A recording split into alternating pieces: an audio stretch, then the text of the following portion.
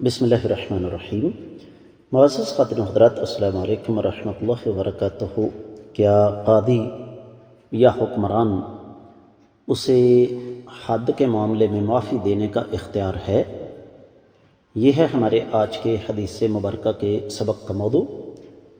مشکات المصابیح کتاب الحدود باب ہے چور کا ہاتھ کاٹنے کا، 3598ویں حدیث کتاب میں ہے اور 9ویں باب میں ہے۔ معمول کے مطابق سب سے پہلے آپ کی خدمت میں اس حدیث کے الفاظ رکھ رہا ہوں۔ وَرَوَى فِي شَرْحِ السُّنَّةِ أَنَّ صَفْوَانَ بْنَ أُمَيَّةَ قَدِمَ الْمَدِينَةَ فَنَامَ فِي الْمَسْجِدِ وَتَوَسَّدَ رِدَاءَهُ فَجَاءَ سَارِقٌ وَأَخَذَ رِدَاءَهُ فَأَخَذَهُ صَفْوَانُ فَجَاءَ بِهِ إِلَى رسول الله صلى الله عليه وسلم فأمر أن تقطع يده فقال صفوان إني لم أرد هذا هو عليه صدقة فقال رسول الله صلی اللہ علیہ وسلم فهلا قبل ان تأتینی به۔ معزز خواتین و حضرات، آپ نے یہی سنا کہ یہ روایت شرح السنہ میں ہے، لیکن حقیقت میں یہ روایت حدیث کی دیگر کتابوں میں موجود ہے۔ میں اس کا قدر تفصیلی حوالہ آپ کی خدمت میں رکھ رہا ہوں۔ سنن ابن ماجہ کتاب الحدود باب ہے 28واں۔ محفوظ جگہ سے چیز کسی نے چرا لی تو اس کا کیا حکم ہے؟ 2595ویں حدیث۔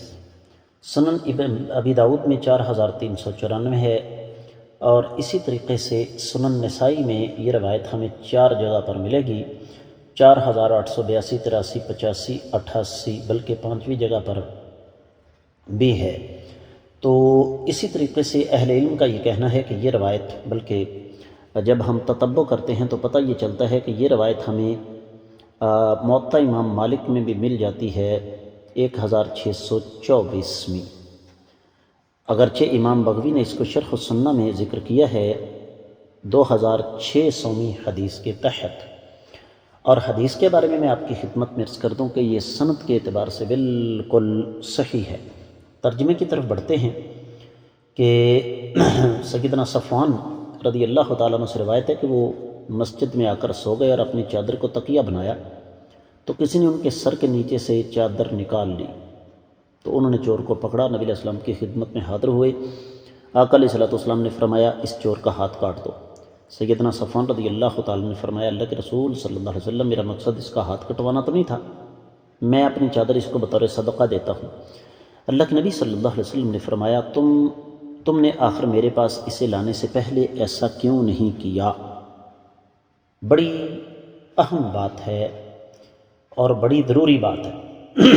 بہت کچھ اس حدیث سے ثابت ہوتا ہے، لیکن جو چیز یہاں خاص طور پر سمجھنے والی ہے وہ یہ کہ جب ایک معاملہ قاضی کی خدمت میں پیش کر دیا جائے، حاکم کے سامنے پیش کر دیا جائے، پھر مظلوم معاف کرنا بھی چاہے تو تب بھی نہیں کر سکتا، خاص طور پر حدود کے معاملے میں۔